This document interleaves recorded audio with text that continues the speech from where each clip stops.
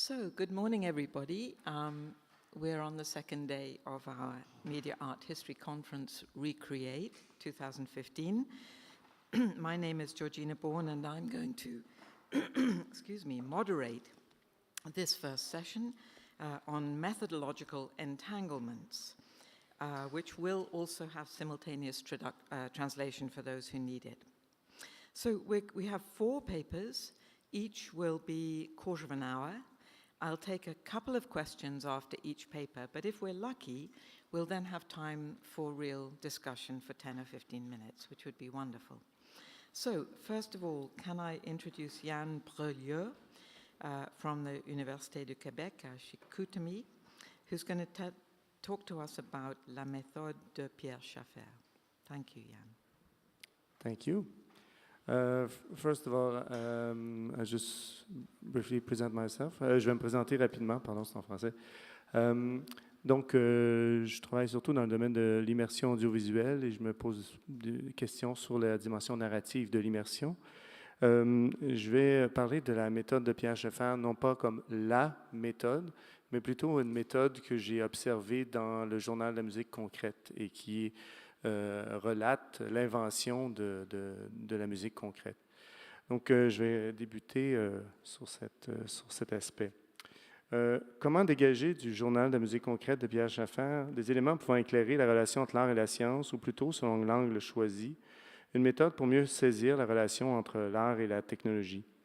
Selon la perspective de la présentation, la fameuse révélation des expériences du disque rayé et de la cloche coupée de Pierre Schaeffer ne concerne pas uniquement l'apparition d'un mouvement musical appelé musique concrète, mais bien plus particulièrement la découverte d'un nouveau continent encore inexploré et, pour paraphraser Pierre Schaeffer, un immense domaine d'expérimentation qui vient de s'ouvrir. Ce domaine permet d'offrir à la communauté scientifique la possibilité que, je cite, « chaque candidat aux recherches conquêtes, s'il a quelques talents et surtout de la persévérance, fera œuvre de novateur ». Ceci afin d'établir les bases d'une nouvelle forme de recherche collective, et j'insiste sur ce mot. C'est en ce sens que se construit l'héritage de Pierre Schaeffer, tel est l'objet de la présente recherche. Donc, si dans le domaine des arts médiatiques, la problématique de l'art et la science est encore fréquemment évoquée, il serait utile d'établir une distinction. Alors, on a 15 minutes, je vais couper rapidement là-dessus. Simplement pour dire que, selon Frank Popper, il est plutôt question de technosciences ou d'art technoscientifique en relation, non pas uniquement avec la science, mais en relation avec la technologie. En fait, pour créer un lien entre les deux domaines, je prendrai Edmond Couchot qui parle des modèles, c'est-à-dire les modèles de simulation numérique utilisés dans les programmes sont, comme tout modèle scientifique, déjà des interprétations formalisées du réel. Donc, et je reprendrai aussi une parole d'Abraham Mose à propos du designer graphique. Penser, c'est schématiser, et qui ne schématise pas ne pense pas. Le schéma est un modèle simplifié et abstrait du réel.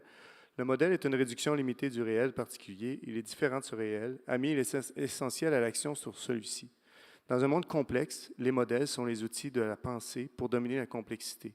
Alors, selon cette vision, c'est véritablement dans la relation art et sciences, art et technologie, c'est vraiment sur le plan des modèles qu'il est possible d'établir des distinctions selon une perspective, je dirais, interdisciplinaire, mais quand on pense à la question des modèles, on est plutôt du côté de la transdisciplinarité. Pierre Schaeffer était impliqué sur tous les fronts. Il incarne de manière très claire les multiples rapports que l'artiste et l'ingénieur peuvent établir avec la technique au sein d'une même personne. Il a, par le fait de son activité bouillante, agi sur tous les fronts de son médium.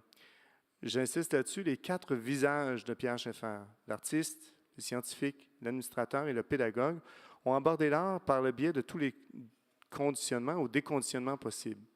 Est-ce que ces visages seraient en fait l'expression d'une implication totale de l'individu dans son rapport à la création et pourraient constituer une méthode particulière? Est-ce que cette méthode peut s'appliquer non pas seulement à la musique concrète, mais au rapport plus général entre l'art et la technologie? Alors, je commence avec Pierre Schaeffer. Il écrit « Un programme de recherche ne se trace pas à l'avance. Les objectifs de la recherche se dégagent spontanément, parfois accidentellement, d'un champ d'activité aussi réaliste que possible, à condition toutefois qu'une certaine manière d'agir, un certain état d'esprit pour étudier une certaine méthode est rendu probable des accidents heureux. » L'art, s'il est possible d'y parvenir, naît à l'instant où le résultat esthétique est en prise directe sur le moyen technique. Toute science est bonne, toute technique est bonne, qui conduit l'art, un art qui se soucie à la fois de l'objet et du sujet. Un art est une relation entre un objet et un sujet. Et donc, je vais rapidement, mon originalité, de m'intéresser aux relations, et ça, c'est très important, c'est-à-dire qu'à l'intérieur d'un modèle, on peut penser les éléments, mais surtout les relations entre les éléments. Donc, si j'ai tiré rapidement, on a 15 minutes, un modèle de la méthode de Pierre Schaeffer, que j'ai résumé comme suit, en classant les différentes citations le journal de la musique concrète. Donc, on voit expérience concrète, expérimentation, abstraction, observation réflexive et expérience concrète.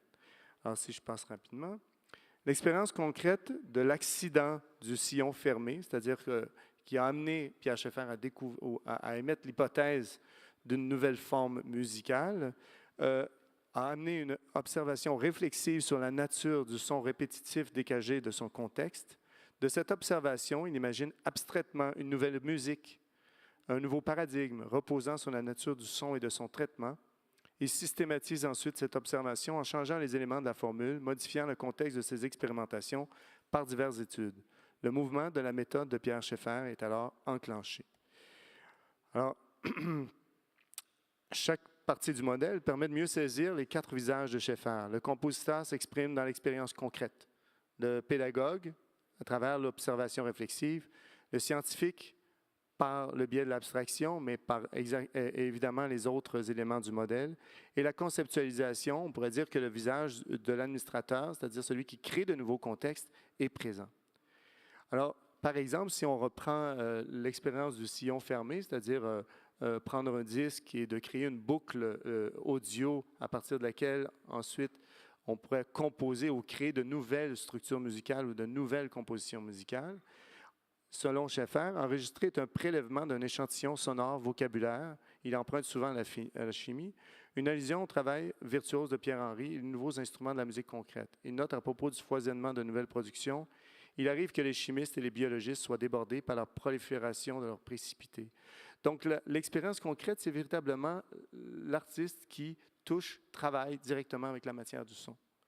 L'observation réflexive, c'est-à-dire que c'est l'apparition, la naissance de l'écoute réduite, selon Pierre Schaeffer. C'est-à-dire il s'agit de voir le son pour lui-même dans ce qui préfigure la théorie de l'écoute réduite. Schaeffer note à juste titre que le truc du son d'un disque jouant en sens inverse n'était qu'une curiosité anecdotique sans grande envergure, jusqu'à ce qu'un jour, il découvre la nature du phénomène sonore.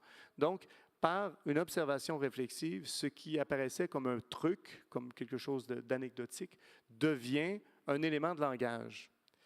Donc, c'est par l'observation réflexive et un exercice phénoménologique que cette dimension-là apparaît.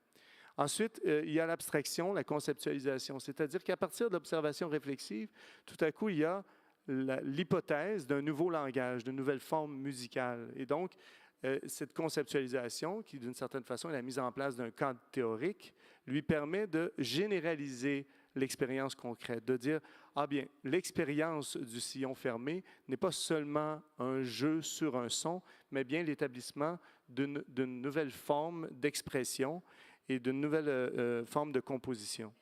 L'expérimentation, c'est-à-dire qu'une fois que l'artiste a expérimenté, a travaillé, a créé le son et a établi une certaine idée, le mouvement n'est pas tout à fait linéaire, là. Il s'agit de reprendre l'expérience, mais en modifiant le contexte. Donc, disant, bon, est-ce qu'on peut créer plusieurs compositions, plusieurs formes d'enregistrement? On voit très bien ce mouvement-là dans le journal de la musique concrète. Donc, pour reprendre les mots de Martin Laliberté, l'aspect le plus fécond de la pensée de Pierre Schaeffer réside dans les outils conceptuels, la partie logicielle de l'approche. Je pensais lire mon texte, mais finalement, je passé rapidement. Donc, d'une certaine façon, ce qu'on voit à travers le mouvement de la méthode de Pierre Schaeffer, c'est vraiment une pensée de recherche-création qui permet de placer les différents éléments de la recherche-création à l'intérieur d'une méthode et d'une structure plus complexe, si je peux m'exprimer ainsi. Ce sur quoi je voulais attirer l'attention, c'était vraiment la relation entre la théorie et la pratique. Comment la pratique, à travers l'expérience concrète, l'expérience avec le son lui-même, va de l'observation réflexive jusqu'à l'abstraction. Et donc, on pourrait même tracer des liens avec les différentes méthodes en sciences humaines. Alors, tout le défi de la recherche-création est toujours de concilier recherche et création. Et d'une certaine façon, la dimension de la recherche, on part toujours, quand on parle de recherche, on part toujours d'une science collective, c'est-à-dire l'individu part de ce qui existe pour aller vers lui, alors que le mouvement de la création, c'est un mouvement, je dirais, opposé, où l'étincelle de départ, c'est parfois l'individu, sa propre perception, son rapport au monde, etc., qu'on peut observer à travers la méthode de Pierre Schaeffer, c'est-à-dire dans l'idée de l'écoute réduite, de l'écoute du son pour lui-même. Et donc, l'individu enrichit sa propre perception, son propre langage, par le biais de l'observation réflexive, mais aussi par le biais de l'expérimentation. Donc, les phases de la méthode, je vous dirais, bon, je les ai exprimées sous une forme de spirale, mais sont toutes présentes à l'intérieur des recherches-créations. Alors, pour conclure rapidement, j'ai pris la méthode de Pierre Schaeffer et je l'ai appliquée pour un peu définir ma propre recherche-création. Alors, depuis plusieurs années, je m'intéresse à la spatialisation audiovisuelle. Dans le cadre d'une expérimentation à la Société des arts technologiques, j'ai réalisé une pièce qui s'appelait After Dark, qui était le résultat d'une succession simultanée de boucles audiovisuelles en constante mutation. Donc, dans l'espace de diffusion, il y avait des boucles audiovisuelles qui se déplaçaient et chaque boucle avait son rythme. Alors, qu'est-ce que ça a amené? Ça a amené à disperser le regard des spectateurs à l'intérieur de la pièce. Et c'est à ce moment-là que je me suis rendu compte que, eh bien, à travers le domaine de la performance audiovisuelle, j'étais face à un nouveau langage où la dimension spatiale influençait le processus de composition. Alors, j'ai repris la méthode de Pierre Schaeffer, c'est-à-dire déplacement de boucles individuelles dans l'espace de diffusion, qui a été l'expérience concrète. L'abstraction, lien entre l'architecture, la musique et les arts visuels, c'est-à-dire l'apparition de nouvelles formes d'art expérientiel. L'observation réflexive, c'est-à-dire l'apparition d'un nouveau langage, celui de la spatialisation, résultant de la dimension de la dimension spatiale, la scénologie, par exemple, à l'image et au son. Et l'expérimentation, si je vous montre un exemple, c'est la reprise du principe, c'est-à-dire la dimension spatiale du son et de l'image, mais repris selon différents contextes. Donc ici, on a la même pièce white box en 3 écrans, format panoramique, mapping vidéo architectural et sous la forme d'une installation. Donc on peut voir ça ici, ça c'est peut-être en 3 écrans, ça c'est une autre pièce. Et ces dernières années, je me suis intéressé à la spatialisation du récit, la dimension narrative, toujours en explorant cette dimension-là. Là où je vais en venir, c'est que la recherche de Pierre Schaeffer, elle est féconde pour expliquer ma propre création. Et je terminerai par une citation de l'histoire du GRM, le groupe de recherche musicale écrit par Evelyne Bayou. J'ai été accusé, c'est Pierre Schaeffer, j'ai été accusé d'empirisme, de bricolage. Je revendique, plus encore que la création d'œuvres novatrices, le droit d'expérimenter en musique, tout comme on fait en sciences. Inversement, je n'ai cessé de dénoncer l'illusion qui prétend fonder les sciences humaines sur le modèle des sciences de la matière, démarquage sans originalité, sans finalité ni réalisme. J'estime avoir mis à l'épreuve, dans le champ très particulier de la recherche musicale, une méthode adéquate, susceptible d'être généralisée à l'ensemble des recherches sur l'homme. Le problème se pose en tout cas. Si la science constituait en effet la panacée universelle, l'unique chemin de la connaissance, à quoi servirait l'art? Ne voit-on pas des créateurs contemporains tentés par le dérisoire et l'inutile, détournés de leur vocation profonde, laquelle, je l'ai suggéré aux dernières lignes du traité des objets musicaux, l'art, c'est l'homme, à l'homme décrit dans le langage des choses. Merci.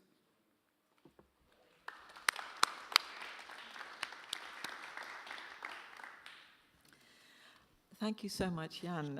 Well within time, so we have a luxury, which is more time to discuss your paper. Thank you very much. Can I invite questions? Anybody?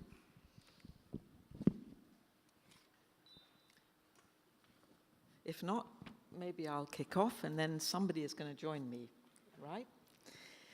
So I think it's absolutely fascinating. I enjoyed very much your paper. With the translation, I missed a lot, I'm sure, Jan, so you'll forgive me. But the wonderful spiral that you gave us which is very evocative. And then we came to your work, and to put very bluntly, you know, when you said at the end, the quote, "I've been accused of empiricism," and then he defends, in fact, developing a model of music research which is not reducible to scientific method, with which we might all be in sympathy. It seems to me that it's a very strange model of science also that he's holding up and so defensive about, in the sense that the move from more empirical and more conceptual moments is now considered to be definitive of the many sciences, in fact. So, you know, though I sympathize very much with Schaeffer, with your reading, I'm also left wondering whether it isn't a little bit more simple, that in fact scientific method, maybe it's caught up with Schaeffer, that this kind of movement between more empirical moments and then the way that theory itself is revised and is enriched by those empirical movements is something that we would now recognize also in science, some sciences. Si vous permettez, je vais répondre en français parce qu'il y a certains détails. Ce que je vois à travers j'avais conscience qu'en présentant la méthode de Pierre Schaeffer, il y avait deux limitations, deux formes de réduction, je dirais, possibles. La première était la réduction d'une certaine méthode scientifique à un schéma simplificateur. La deuxième, c'était la réduction de l'immense richesse de Pierre Schaeffer au niveau de sa recherche dans le domaine des objets musicaux. Donc, j'ai voulu simplement observer la méthode qui était présente dans le traité des objets, pas dans le traité, mais dans le journal de la musique concrète. Et ce qu'on voit, c'est plutôt une méthode qui ressemble à celle qu'on peut trouver en ingénierie, par exemple. Donc, c'est peut-être pas une méthode qu'on pourrait qualifier de scientifique, au sens d'une investigation en profondeur de phénomènes, où justement tous les éléments, à la fois empiriques, théoriques, etc., sont présents également. Ce que j'ai cherché à faire, c'est de voir comment, à travers les différents portraits, les différentes personnalités incarnées par Pierre Schaeffer pouvaient se retrouver à l'intérieur d'une méthode qui pouvait servir à la recherche-création. Par contre, concernant les méthodes en sciences de manière plus générale, je dois avouer humblement que ce n'est pas ma spécialité. Donc, je me suis intéressé beaucoup aux méthodes en sciences humaines, plutôt à des méthodes qualitatives, et je commence un travail de transposition de différentes méthodes en sciences humaines, notamment à travers les méthodologies du design. Comment, à travers les méthodologies du design, on peut transposer certaines approches aux sciences humaines aux problématiques du designer. Donc, d'une certaine façon, il est certain que le schéma présenté était plutôt tiré du texte qu'un regard sur la science en général. J'espère que je réponds bien à votre question. Thank you so much. Can I invite anyone else to come in? Please. Is there a microphone?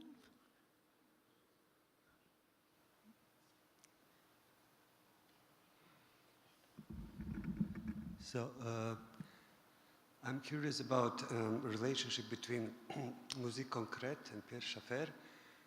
In parallel, in Paris, there was GRAF, Group of Visual Research, visual artist, Yes.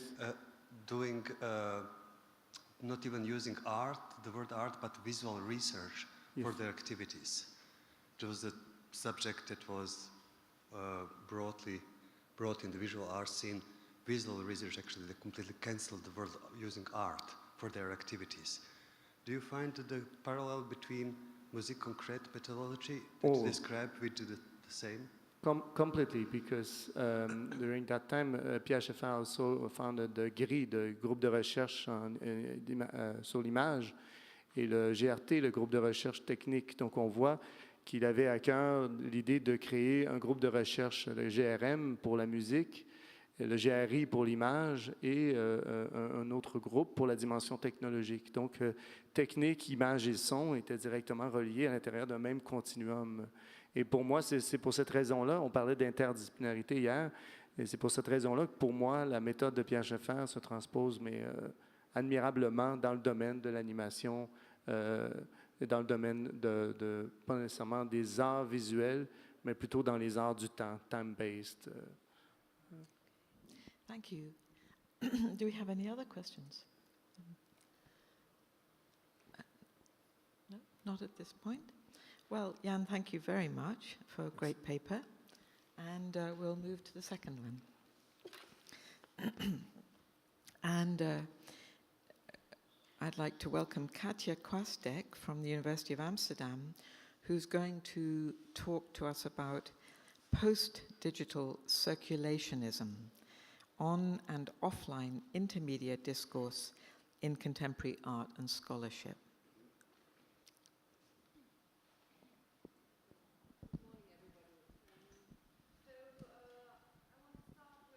Late August 2013, when anonymous photographs of American soldiers started to appear online, and their faces were covered with these handwritten messages that protest against the US intervention in Syria that summer. Soon they were somehow collected under the Twitter hashtag #IDidn'tJoin. And very soon again, a notification appeared claiming that these photographs were actually not posted by American soldiers, but had been staged by the Syrian Electronic Army, who sympathized with Syrian President Assad. But then, again a week later, American soldiers admitted or claimed to have posted these photographs themselves.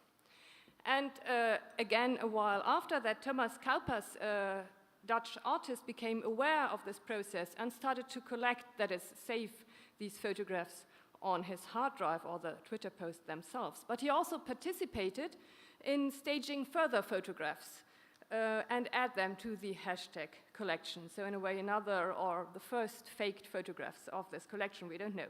So an armed conflict, which is sadly one of the archetypes of bodily social interaction in physical space, was accompanied by a quite complex and opaque online campaign, because it had an undetermined origin actually, and led to different phases of emulation, dissemination, and then also artistic appropriation and deconstruction. For an exhibition in the Stedelijk Museum Amsterdam in 2014, Thomas Kauper then printed these photographs he collected on transparent slides and displayed them on a light table, inviting the visitors to actually bring them to light, project them via the overhead projectors offered. Some of the slides, and you see that on the right side, were marked with red or green dots to just point to the fact that some might show staged or faked photographs. So Kauper, in a way, observed and documented an online discourse within which he then participated himself to later translate it into a museum installation in a kind of retro fashion using that analog medium. He visualized, or we could also say materialized, this online image discourse, the distribution, inspection, examination, and assessment of images, including attempts to distinguish real from fake, and their activation by public participation. So I think this is really an excellent example for the increasing interest of artists in what has been called image circulation, the publication, transmission, or transfer of images to other mediums, accompanied by recurring shifts in context and meaning. And of course, we have had earlier forms of appropriation in art forms like pop art or appropriation art, but there is definitely a difference, or at least a shift in emphasis, because projects like the one of Kauper's really they reflect the processes of image travels themselves, the kind of the mobility of images, which more and more emancipate themselves from their carriers. So there was a quite interesting essay also in 2013 by German artist Titus Steil, who denotes these processes with the term circulationism. So she argues that circulationism is not about the art of making an image, but of post-producing, launching, and accelerating it. It is about the public relations of images across social networks. So Stahl writes that images are no representations of fixed states for her, but really kind of nodal points consisting of energy and matter, as she puts it, migrating in between different carriers and forming people, landscapes, politics, and social systems. So this position is comparable to art historian David Joselit, who argues that the power of images does not so much pertain to single objects, but to networks. So he says artworks must develop ways to build networks into their form by, for example, reframing, capturing, reiterating, and documenting existing content. Of course, we can say this idea of an agency of images is also not something totally new. Images had always some kind of agency, political, social, religious, but now this agency really seems to be sought in their movement through the networks themselves. And also we have to realize that images are not are not restricted to two-dimensional artifacts in a determined format. They don't only migrate between the digital and the material, but they might also migrate between the two-dimensional and the three-dimensional. And this is why I would like to come to a second example, which is British artist Mark Leckey, who is famous for working a lot with found footage, also from club culture and things like that. And he started to collect images found on the web on his laptop in various folders. And he was then asked by the Hayward Gallery in London to be a guest curator, and he decided to base this exhibition on his digital image collection. So he gave the staff of the Hayward Gallery the assignment to get hold of as many objects as possible that were represented on his digital image collection. And after a period of extensive research, he could show this exhibition of objects from various origins, so culture, nature, design, technology, and art from all over the world, touring Great Britain in 2013. So curator Elena Filipovic notes that for the duration of these exhibitions, the virtual became actual. Leckey's laptop photos eventually took up actual real estate in a whole series of institutional galleries. But sadly enough, Leckey was actually quite disappointed with the result of this very laborious process, because now having like all the objects of his interest in original assembled, they felt rather distant to him because he was not even allowed to touch them. They didn't allow for individual appropriation in the sense of really making it his own. But exactly due to their artifactual presence in original, they created this aura of untouchability. So he really realized he had to look for other options of appropriation to allow for individual and creative interaction with these objects. So before sending them back to the landing institutions, he actually 3D scanned all the objects. And from these virtual models, he produced reproductions, but these reproductions didn't have to be one-to-one reproductions, but he really reworked them, combined them, scaled them, colored them to his liking, to thus really be able to appropriate them. So this is one of the exhibits that came out of that, a kind of miniature version of all these models, out of which he made a kind of like altar to everyday trash. And this is from a subsequent exhibition that he did then last year in Brussels, in Wales, which was called Lending Enchantment to Vulgar Materials. So I wanted to compare these two artists because both Kalpers and Leckey act as a kind of image jugglers. They actively intervene within the circulation of both images and objects. They perform and stage migrations from the material to the digital and the other way around. And really, rather than what we know from appropriation art or pop art, than quoting or existing an artwork or image to reflect on it, they really select, manipulate, co-author, or translate these images, and really are interested in the process of translation itself. So we can identify 4 aspects that are characteristic for this practice.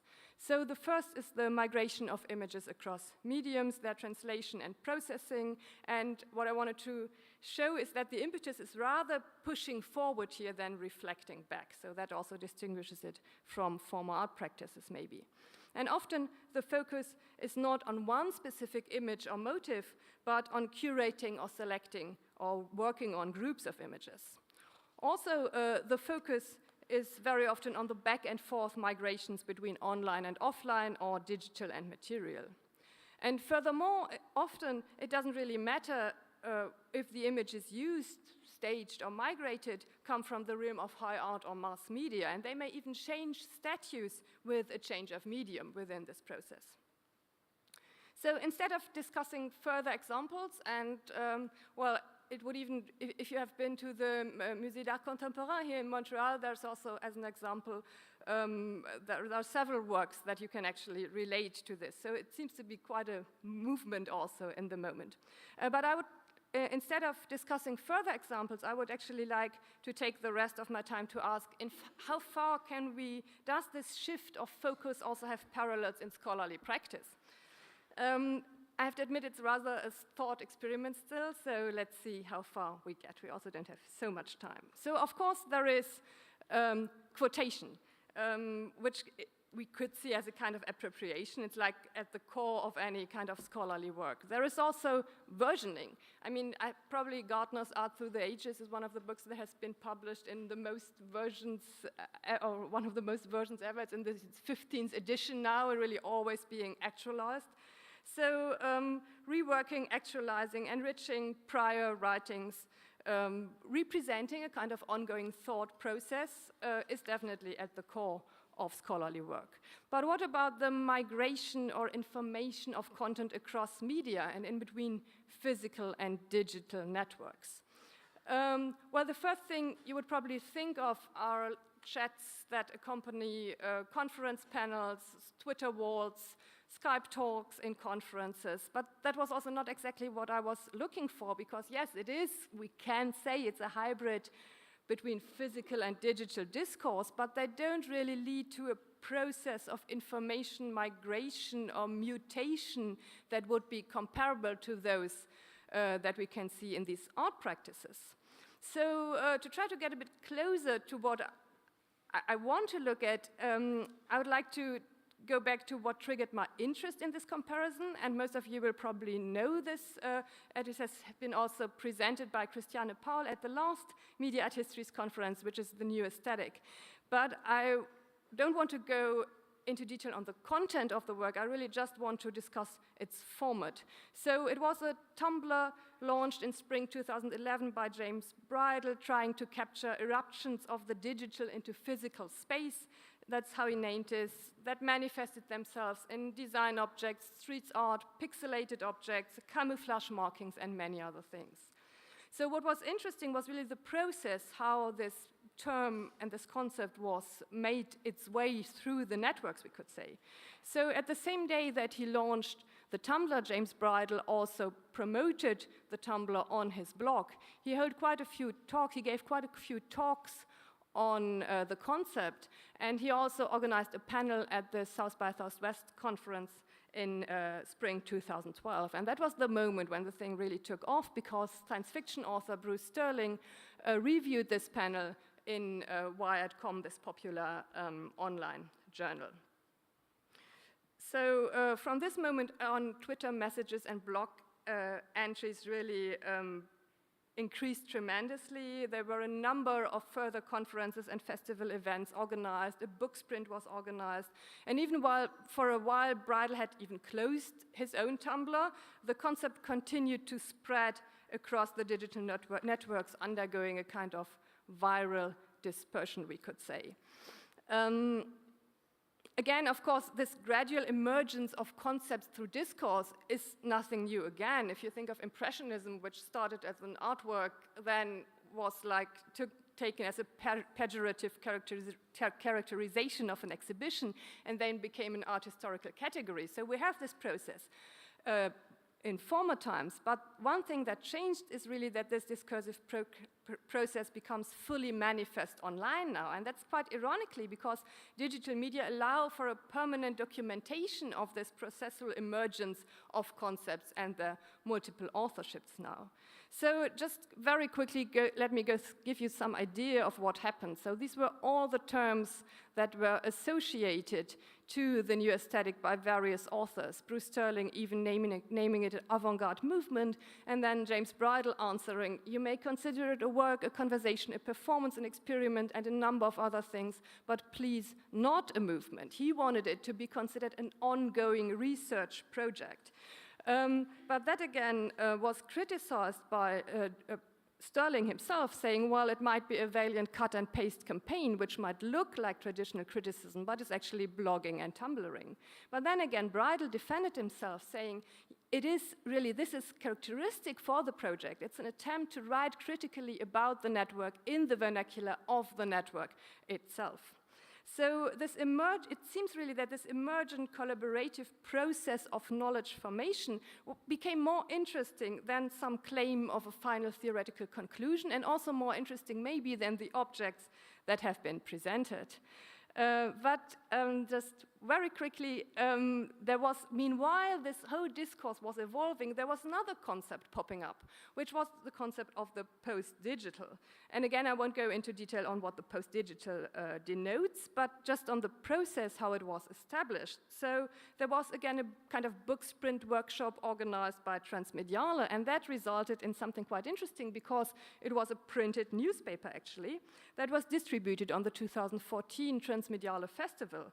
And on the workshop that was took place before this publication, the participant had agreed to utilize a predefined vocabulary for their articles. So the numbers that you see on the newspaper are actually not the page numbers, but they measure the frequency of use of terms from the vocabulary in the individual articles. So those who managed to have most matches of these terms they had predefined would be the first to be published. So in this case, yeah, I'll wrap up.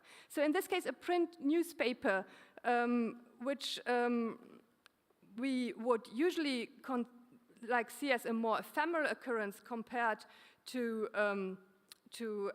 any kind of book, it seemed to be the more, let me put it this way. So it was a print newspaper that was a kind of traditional print publication, but it's very hard to get access of it nowadays, and even the PDF that is offered online doesn't work anymore. That might even be purposely.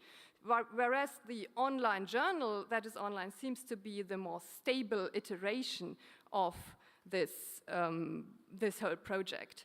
And just to finish and to come back to also my own practice, and I thought it's important to include that because that was also what the artists did in a way. There was also a book published on the new aesthetic, and I had given a talk on the new aesthetic and was asked to participate, to write an article, and while I was writing, this concept of the post-digital came up, and I decided, okay, I have to make my point that maybe the post-digital is actually the better notion for the new aesthetic than the new aesthetic itself.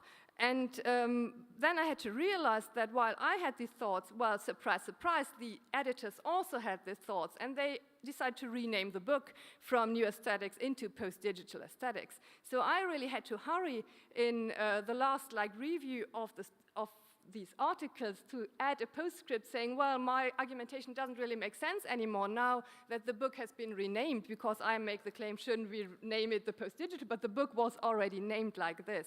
So this really shows that maybe we could say that the book is fully outdated if we, at the moment it's published. Well, we always knew that, but what I want to finish with is really this suggestion that it might still make sense to have these books if we don't expect them to present the state of the art, but just one moment, one kind of anchor within a discussion that more and more questions its own linear development. So the circulationism might actually be something to consider also in these scholarly practices. Thank you.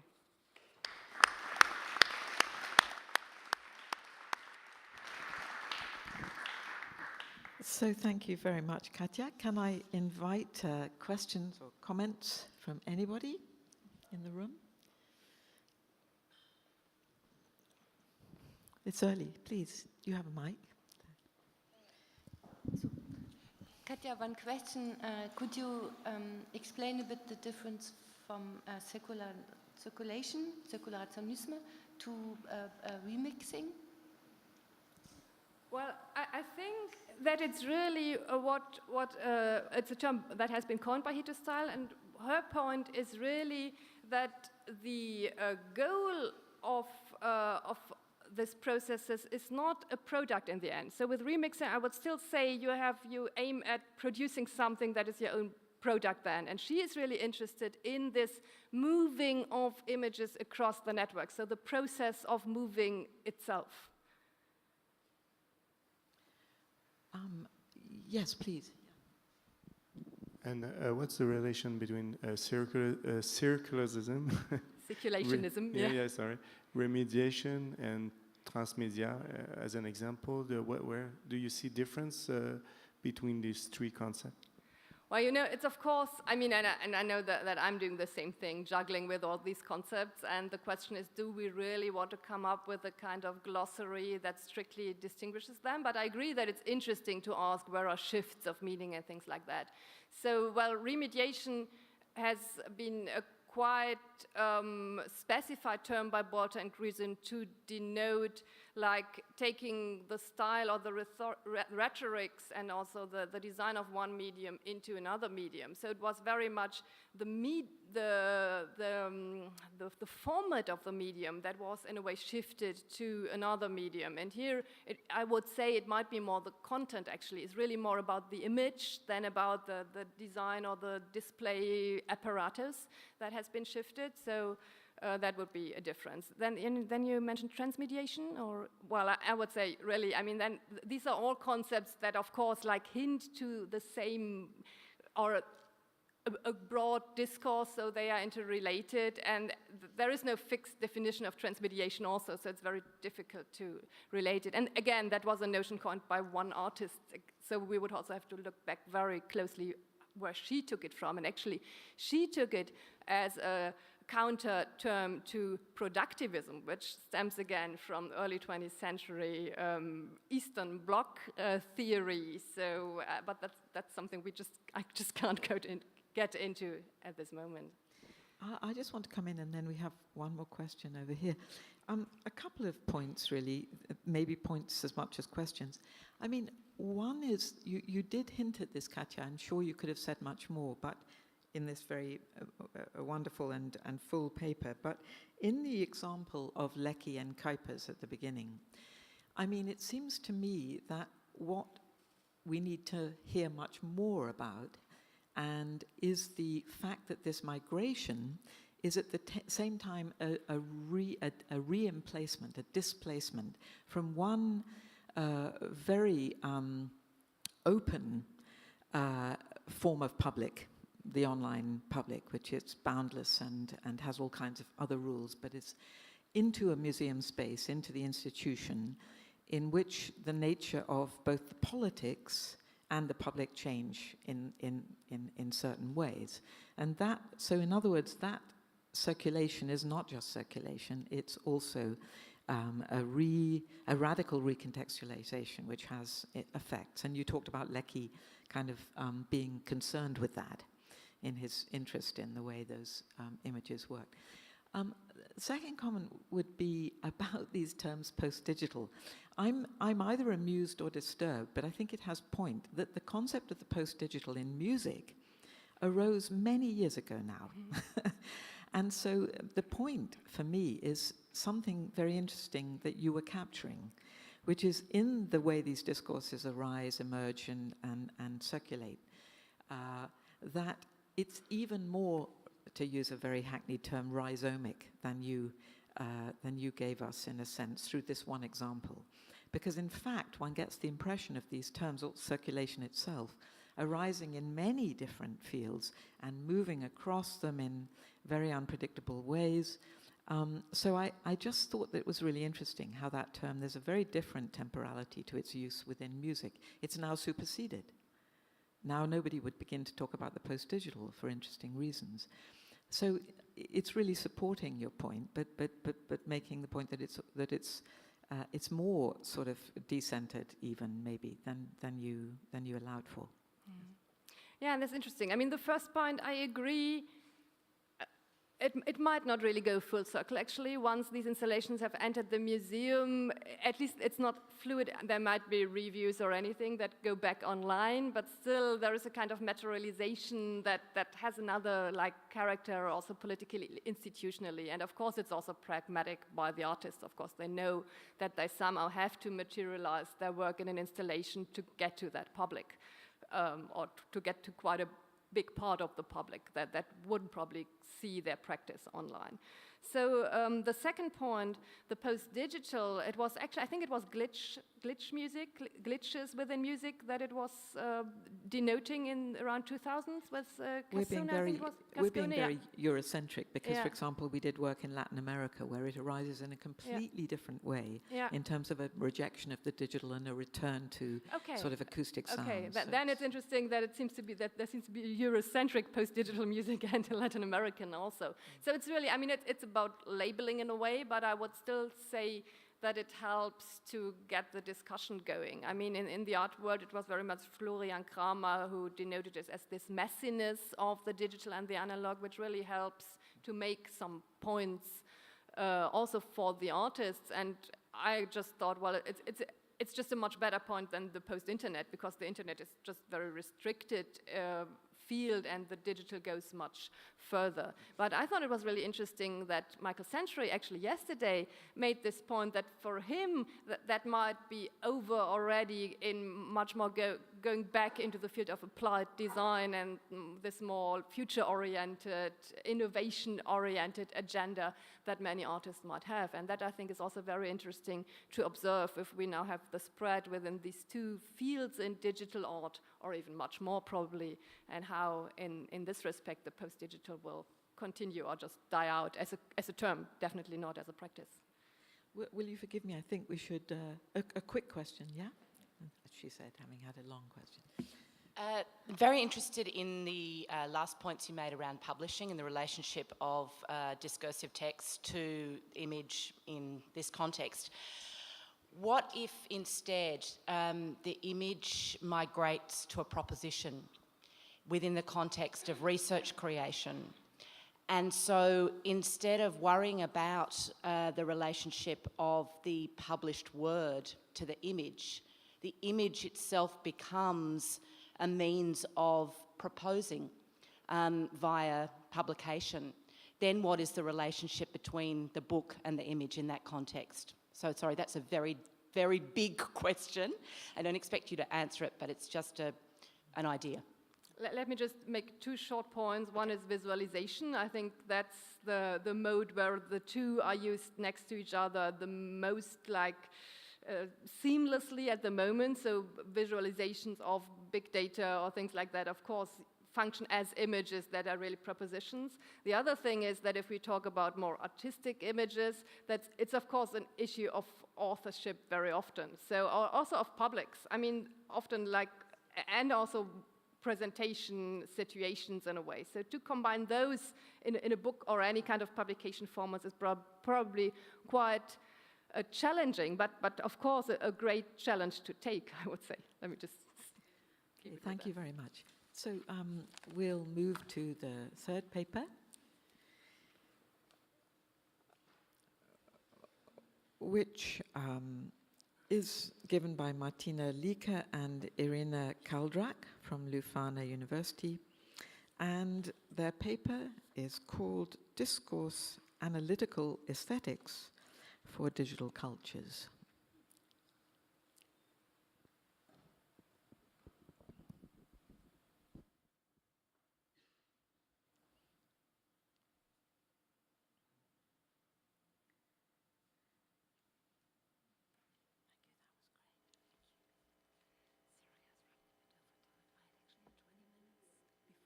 Our own, almost.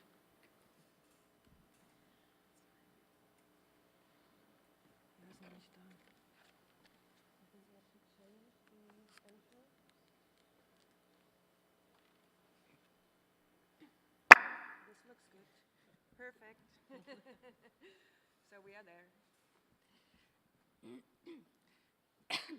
Good morning. We want to thank, first of all, very much for the invitation. So, we will speak about the interview series, DCRL. This is our lab questions. What are digital cultures? It is conducted since November 2013, collecting till now 70 interviews with researchers from media and cultural studies or from sociology, as well as interviews with artists. The aim is to present the state of the art in research in digital cultures and creating a document for further research via the stereotypy of the responding to the same four questions and the preferable neutral design of the interviews. Our idea is that the interviews are not simply a description of the situation of digital cultures, but rather are the researchers' discourses, which are distributed by the interviews, part of the generation of digital cultures. So the task is to analyze their discursive potential and to find methods to make this understandable. Attention, here's already an intervention. You will understand it later. We think that artistic practices are the most appropriate method to do this task, as they are performative, unpredictable, and multi-layered knowledge. But at the same time, we propose more specifically a discourse-analytic aesthetic. This means that methods, as for example interventions, irritations, superaffirmation, fake or composition of contradictions and ambivalences, are used in order to engage art as an epistemic machine or engine, showing the epistemological and governmental consequences of theorizing digital cultures. Additionally, it has to unfold its own epistemology and knowledge, and this is important for us. So we go from artistic research to research creation, or research as creation. This is a try out to make a definition. We explain now more. So in the next 12 minutes, we introduce 4 examples of our research creation, which aims to create a discourse-analytic aesthetic. Our first experiments intervene in different aspects of the interview setting in order to explore their discursive regime. The first experiment reflects on the situative and spatial setting of the interview.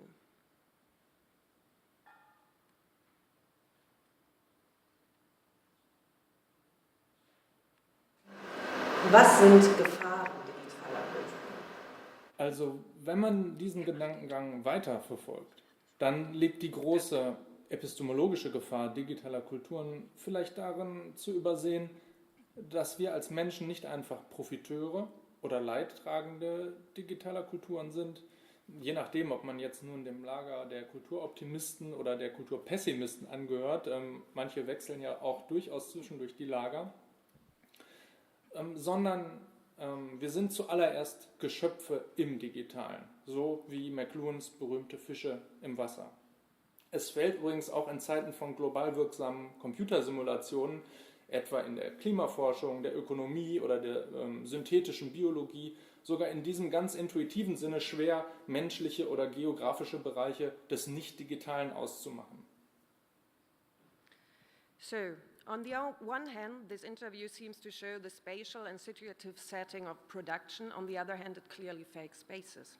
Regarding the spatial construction, with the dramaturgy of shots and reverse shot in the spatial setting becomes obvious. So the knowledge about such production settings is reactualized and experienced. But in inserting different spatial backgrounds, this is immediately destabilized. And additionally, these backgrounds might comment or recontextualize the spoken words. Regarding the situative aspect, in the production situation, the interviewing person, so mostly me and Martina, serves as a kind of question dummy. First and foremost, we serve as an addressee of speech, and though as somebody our interview partner can look at so they don't focus at the camera. The montage show, however, that we are not only receiving the speech but also listening and watching back. But empty chairs, masked person, and inserted backgrounds indicate that the co-presence of Jan and me might be and is in fact a filmic one. Presence and absence are montages of images, voices, and performative expression. In Who Speaks? So, The voice of Wendy Chan is exchanged by a male and by another female voice.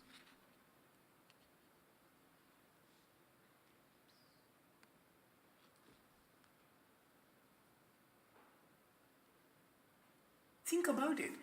What is a Facebook friend if not a potential leak? What is a Facebook friend if not a potential leak? But this compromising, this wonderful compromising of the boundary between private and public, and also you could say between revolutionary and conventional, what is Twitter? Between vice versa, immature and professional, is not simply bad. It's not simply bad. Not simply bad.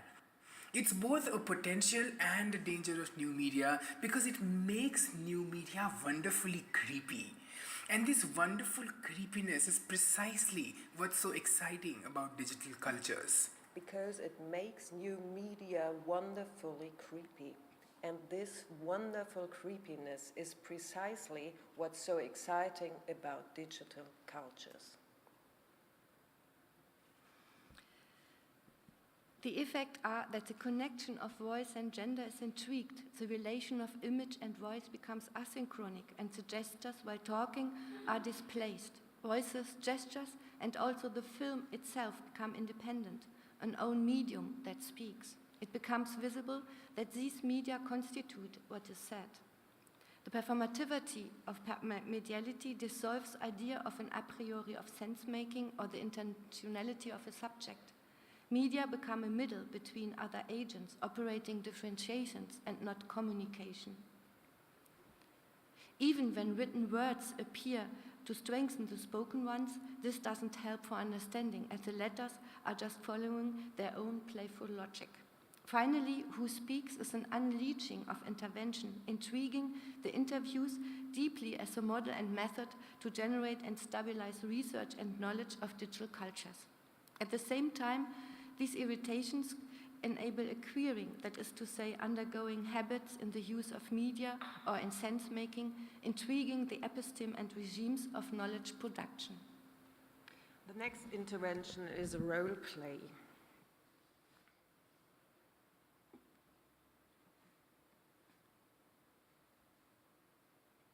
Man kann sich digitale Kulturen ähnlich vorstellen wie bakterielle Kulturen. Bei uns hingegen siedeln wir Digits in Petrinetzen an und beobachten dann, wie diese Digits sich vermehren und spezialisieren. Und zwar sind Digits Energieeinheiten, die eigentlich keine räumliche Ausdehnung haben, aber Plätze oder Stellen besetzen können. Petrinetze sind Gitterstrukturen. Die Stellen oder Knoten sind mit sogenannten Intensitätsplateaus belegt, die Kanten mit Transitionen.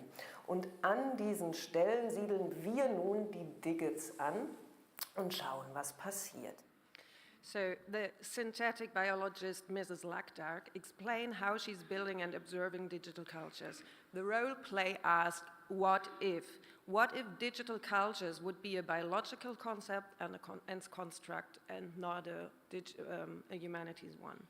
In working out this thought experiment as precise as possible, I ended up with a weird reality where the notions and discourses of humanities and arts shift their meaning in becoming scientific concepts and somehow materialized in the actual reality. So this interview unfolds how knowledge depends on context and on their immanent differentiation. Additionally, when this experiment is convincing, the spectator might find himself in a position of irritation. What is true, what is fake? And thus she or he might end up in a mode of perception between interest and agreement on the one side and doubt and suspicion on the other side. In our understanding, this weak paranoia might be the appropriate reception mode in digital cultures, as most of us are not able to understand them and open their black boxes or their circulation on that point. In the intervention, in the interviews via split screen, split screen uses this format and strategy in order to bring together different and contradictory opinions in the interviews as part of the discursive landscape of research in digital cultures.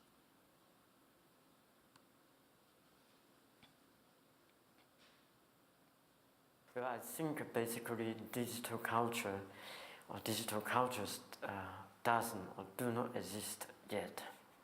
It's a question that at the same time I'm kind of tempted to answer that they're both everything and at the same time completely nothing.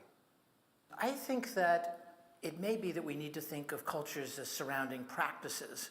I tend to think about the tradition of cybernetics, which is at the root of digital culture. That's a way of exercising control or controlling the lack of control, in a sense, which distributed it through man and machine. Perhaps digital cultures is a holding term for what is emerging afterwards. Digital media are, I think they're like gels in which digits grow. Ah, j'ai aucune idée. Alors là, je ne sais pas si ce sont la culture digitale et numérique. C'est un concept qui a été inventé il n'y a pas longtemps. Je ne sais pas s'il a une réalité.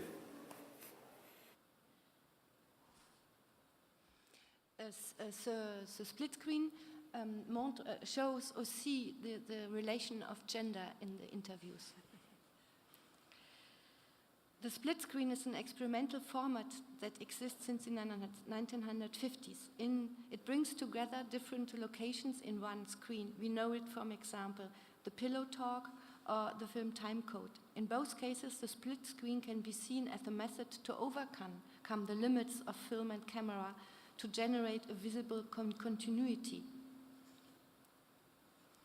In our project, though, the intervention is done without an explicit dramaturgical intention to create continuity as in film. It aims, on the contrary, to generate a field of ambivalences and contradiction, which leaves the onlooker stunned and forces him or her to find an own idea. By this resistance, the project wants to intervene firstly into the epistemological impact of split screen as well as in that of the second procedures of producing knowledge in scientific and artistic research. Both have in common that they generate a line of logic in order to construct and stabilize narratives, knowledge, and facts. Even this is a loose one today. As audiovisual corpora will become more and more useful in the humanities, or sometimes called digital humanities, new methods must be found to do research with them and on them. So our experiments reflect and deconstruct how the interview series produces knowledge about digital cultures and is thus part of the construction of digital cultures. They reflect the filmic setting, its aesthetic, aesthesis, and perception situation through montage and something like special effects. They display their mediality, separating voice and body, constructing a body that is somehow being spoken and using principles of synchronizing and desynchronizing, echoing and disturbance. They give a glimpse of the very basic of academic knowledge which is embedded in notions and contexts, and they highlight ambivalences and contradictions through composition and play with their narrative logics.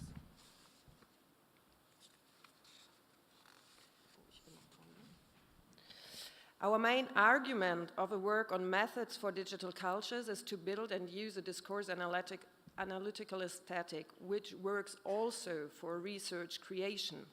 In our opinion, we need this discourse-analytical form for research creation because of the constitution of digital culture, which is twofold. First, in digital cultures, there is no stable knowledge and no autonomous subject, and we know it. We are aware that knowledge, as well as our concepts of the human, is deeply dependent on a network of actors or agents, including computationally driven operations and predictive numerical simulations, whose operations are not completely understandable for human agents anymore.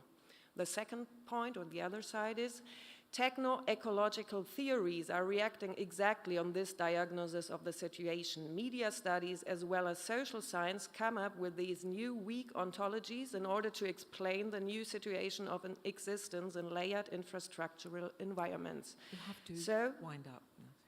We end up with non-stable entities and non-stable knowledge embedded in a network or irreducible entangled in a technological environment theorized with weak ontologies. A discourse-analytic aesthetic has to establish methods of distinction and observation to allow glimpses on the technological epistemic conditions of digital cultures and us being entangled within. We may finish, Georgina. In order to enable observation and discourse-analytic reflection, our project on method for digital cultures operate in the field of artistic or practical research. But the problem is that this is our statement to the epistemic and historical constitution and problematic of artistic or practical research in digital cultures, they can't be taken for granted. Artistic or practical research are hyped since the middle of the 1990s, so since the concrete experiencing of digital cultures. Therefore, it may be also part of the explained development supporting the mentioned precarity.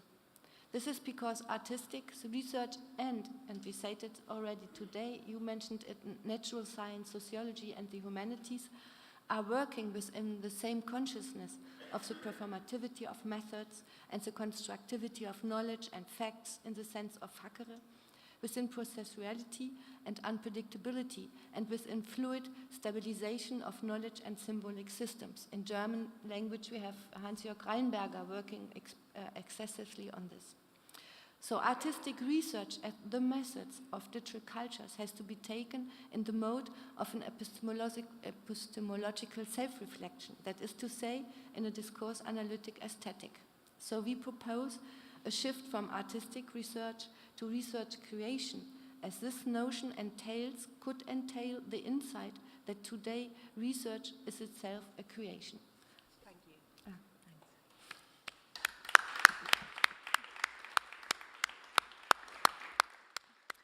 Thank you very much. We have time for a couple of questions. Anybody?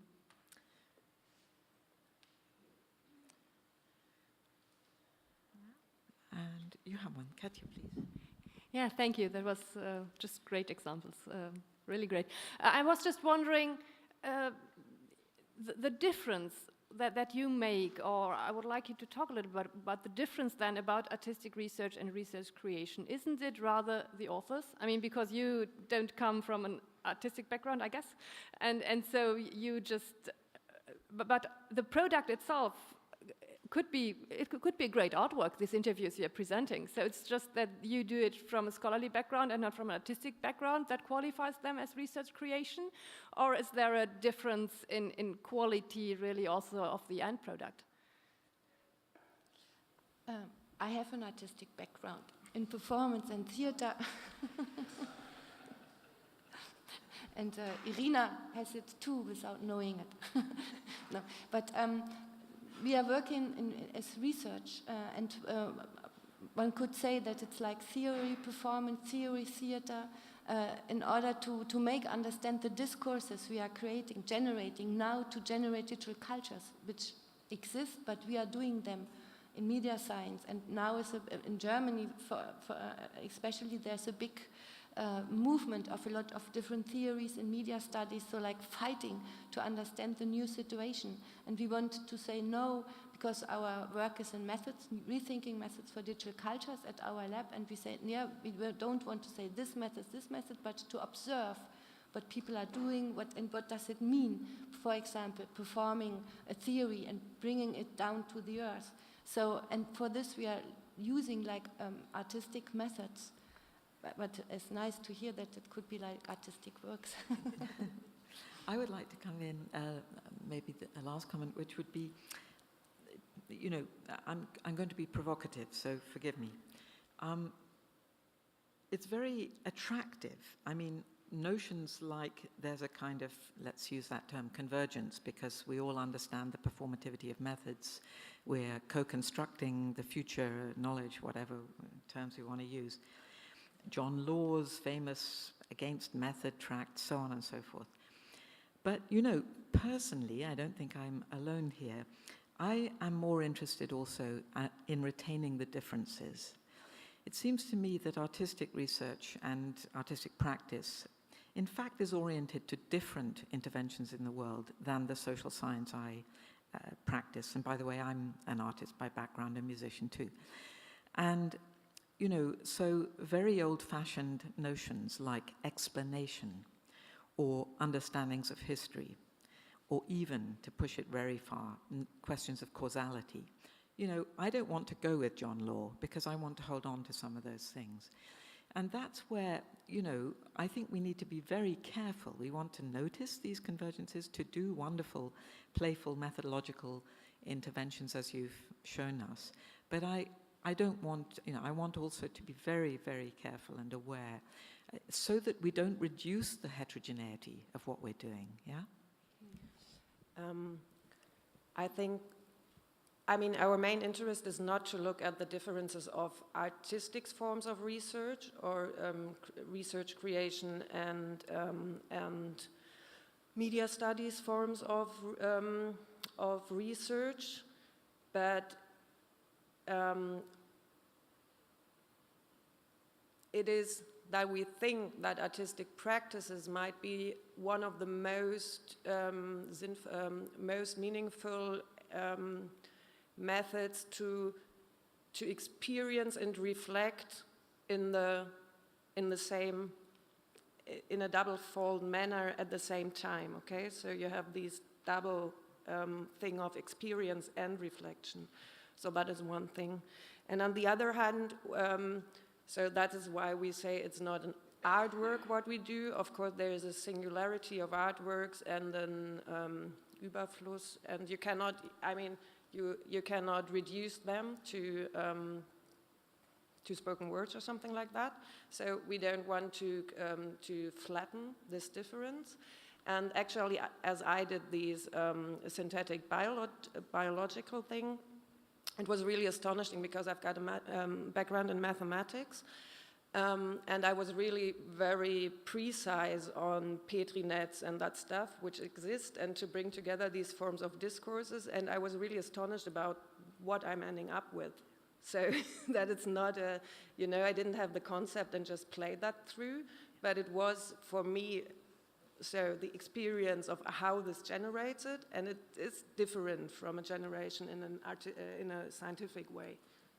Thank you. I would like to, just 2 sentences. I don't believe in John Law and the performativity of methods. This is for me a discourse too, and I will always look which kind of epistemic historical situation produces these ideas of performativity of methods, mass of methods, and so on.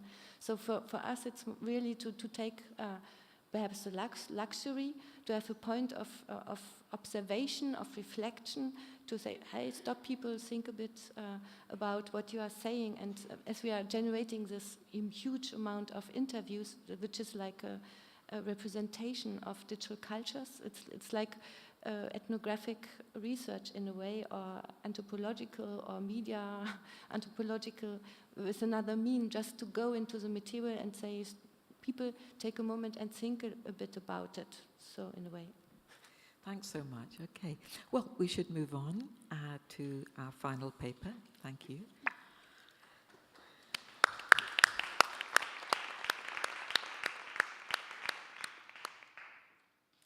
And I hope, have a mic back? Yeah.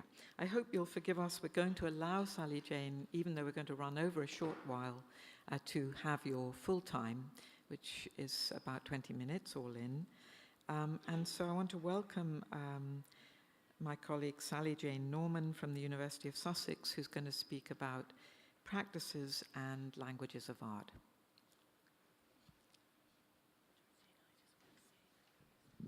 Thank you very much. Merci beaucoup Chris et Gisèle de m'avoir invité. C'est une rencontre formidable. Je vais basculer en anglais pour des raisons du temps, mais je voulais saluer les Québécois dans le Québec maintenant apparemment tout petit peu plus libre. So in the interest of time, and I think I hope I will be closer to 15, which I've tried to do, I will read, so forgive me and throw things at me if I go too fast. This is a roller coaster because I want to address some questions that arise in my everyday academic life, that involve encounters with and regular use of conceptual frameworks or references that inspire, that run parallel to, or that serve to justify artistic research. This is a use that sometimes seems to follow patterns, trends, waves, and examples that are perhaps relevant to many of us. We've heard some of them here.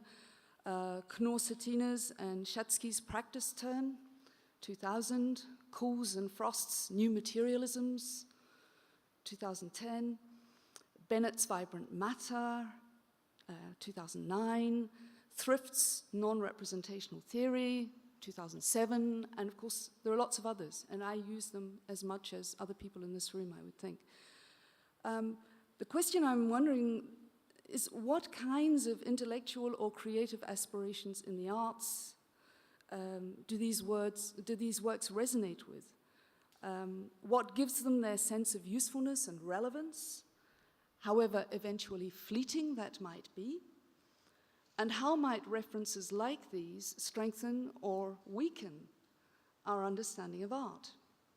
So I don't pretend I can answer these questions, and I'm going to be slipping across some very clumsy uses of my terms. It's very shaky stuff. These questions, of course, trigger a cascade of other questions, but I'd like to try and reformulate them for discussion. I'm coming at them from the perspective of academic engagement with artistic research as a teacher, supervisor, colleague, and occasional practitioner. I would qualify myself there as a non-artist collaborator and a theorist. And I'm indebted to research on 20th century avant-garde movements that were fired by major shifts in scientific thinking and developed rich discursive outputs parallel to their artworks. Chris yesterday cited Poggioli's attention to avant-garde experimentalism and scientificism, and I'm very interested in those kinds of links and those diachronic comparisons that we might make. And also I spent a couple of decades actually funding my research, working as a scientific translator. And I'm interested in how people differently value different conceptual systems, in the complexities of translation and the impossibilities of translation. I think that is something that we need to perhaps focus on more. Conceptual trading zones, which Georgina referred to yesterday, Gallison's trading zones, pigeons, these creolizations that come from our crossovers of different idioms. And of course, lastly, as a user of the references that I've just quoted as examples, and co-founder of a new interdisciplinary lab with Dave Berry, amongst others, strongly focused on practice, I'm very uncomfortably embroiled in these questions I'm putting. So I'm not admonishing anybody. I'm giving you rope to, whip me with. So in 1915, December, just about 100 years ago, Malevich, for the 010 Petrograd exhibition, 010, From Cubism to Suprematism was the manifesto that accompanied this, where Malevich stated, the artist should know what and why things happen in his pictures. And I think we could substitute the word art for pictures without necessarily betraying Malevich. He vindicates painterly forms as ends in themselves. He urges us to shed the hardened skin of centuries to catch up with the suprematists. And writings by Malevich and his peers, Khlebnikov, Shklovsky, Tarabukin, confirm the radicality of their break with normative, academically idealized aestheticism and repetitive conventional forms to propose new ways of looking at and through art. But today, the injunction to know what happens in art and why sometimes seems to be heeded very and perhaps too literally, because sometimes this imperative seems to be equated with the obligation to account for art via borrowed or less politely snatch and grab discourses that serve as epistemological mediators. And please, I'm the first guilty of this, so I'm not making fun of anybody except myself. This tendency results in part from the terms whereby artistic research has been admitted into the academy, both parties probably kicking and screaming. Henk Borgdorf's Conflict of the Faculties, his review of formal definitions of research, OECD categories of basic, applied, and experimental, challenges the simplistic linearity that sets these different kinds of research on a continuum that generally leads to happily commodifiable endpoints, well, happily for industrial or economic stakeholders. Borgdorf uses Guerin's boundary work concept, another one that Georgie brought up yesterday, to suggest that the essence of art has been supplanted by dynamics of what we might call the art world, whose presumed boundaries are constantly up for debate. So this makes the boundaries of artistic research doubly complex. Because it takes place between the art world and the academic world, its validity must be partly ascertained outside academia. But then again, wider social relevance is increasingly demanded of all kinds of research, made accountable to policymakers, taxpayers, and other judges of what we in the UK call impact. On the academic front, peer review that conditions the acceptance or the tolerance of artistic research in higher education can easily skew reflection towards theoretical areas that are seen to offer robust scholarship in art history, philosophy, sociology, media studies, science and technology studies, and the list goes on. This isn't to say that such areas can't provide legitimate inputs to artistic research, on the contrary. But unless we hone our skills of discernment and problem framing to negotiate their boundaries with art, and to work out exactly what we want them to say that art can't say on its own, theories from these areas risk being taken as substitutes for the art practices they're meant to support. In other words, discourses that readily lend themselves to conventional academic readings, and I'm saying conventional, for example, to differentiate with what we've seen, these risk upstaging or usurping the work in whose cause they've been mobilized. On a contrasting note, there are interesting flip sides to incitations for academics to engage not just with other disciplines, but with broader swathes of the community beyond the fearfully mentalized creative industries. In my homeland, Aotearoa, New Zealand, colleagues Tina Engels-Schwarzbol and Michael Peters describe how non-traditional ways to artistic practice-based doctoral research can inject new energies and openings into otherwise erotic institutions. And this is talking about Polynesian and Asian doctoral candidates coming from very strong rhetorical and material traditions into universities like Auckland, where these people work.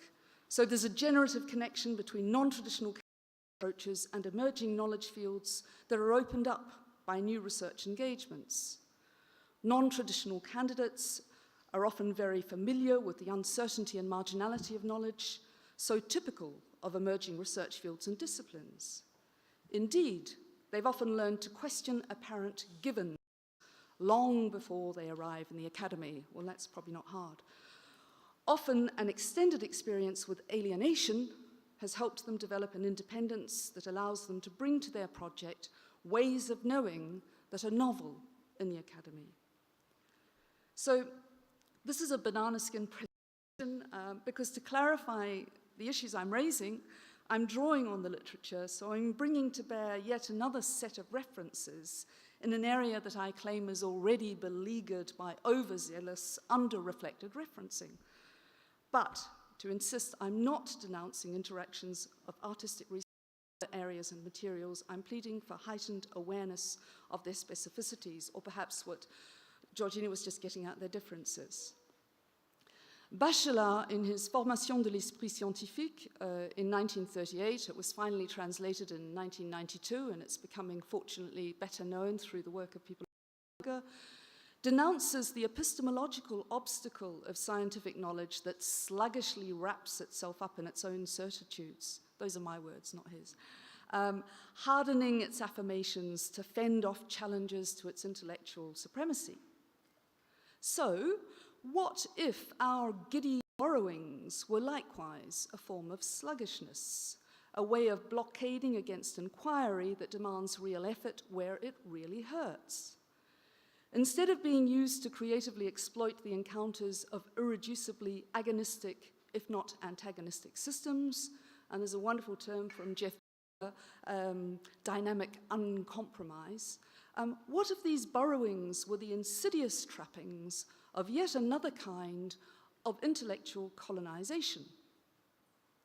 I'm not denying the prerogative of art and artistic research to exercise whimsical inversions of normative logics, its ability to leap over and between fields, its irreverent mockery of their boundaries. People like Bakhtin have wonderfully told us about this ability that the arts have quite uniquely.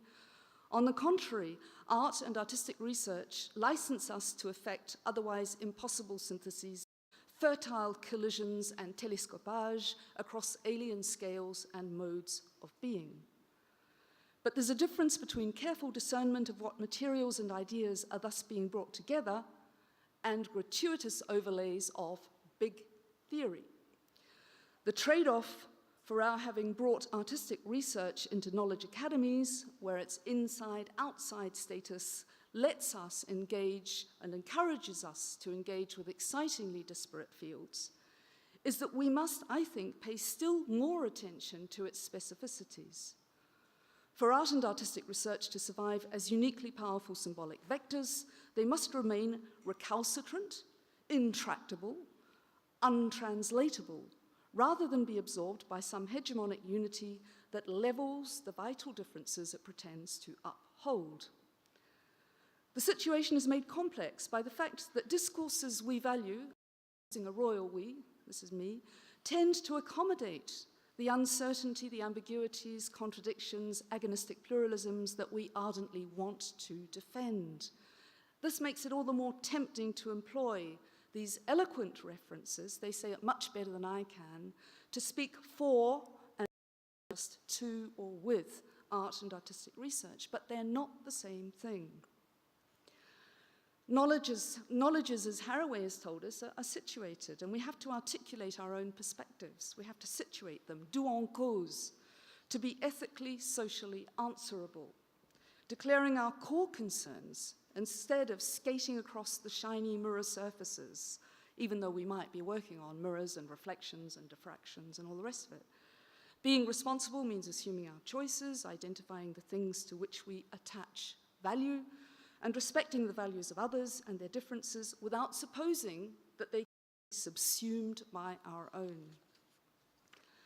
Isabel Stenger's plea for an ecology of practices wonderfully encapsulates the issue I'm trying to get at, so I'll make her my spokesperson here, so I'm tripping myself up all the time with this.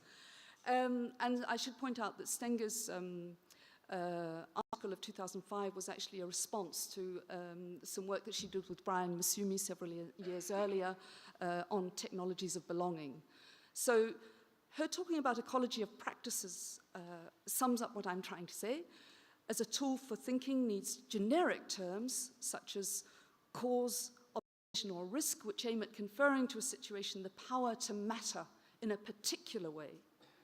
So generic as opposed to general terms which look for illustrations, for cases that are not causes but refer instead to their potential unity. And Stengers talks about the danger of this hegemonic totalitarian concept of unity. I realize this is very tricky stuff because what we see as unity is also a question of scale, of point of view, of the perspective that we're adopting. So an ecology of practice is the demand that no practice be defined as like any other, just as no living species is like any other.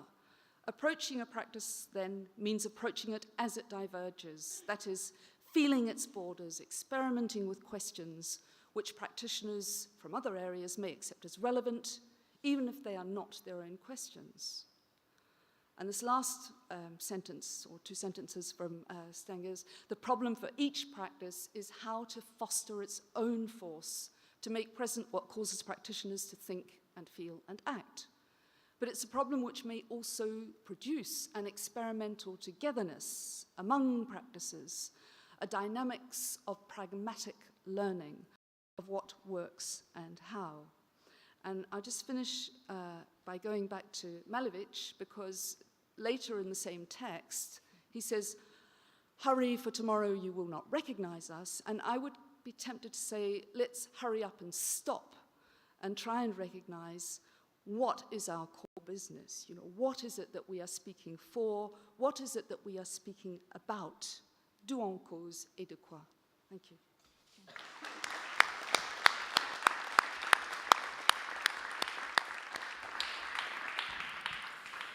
So thank you, Sally Jane, for a wonderful paper. We are slightly past the half hour, but I'd like to take one question, if anybody would like to pose one to Sally Jane.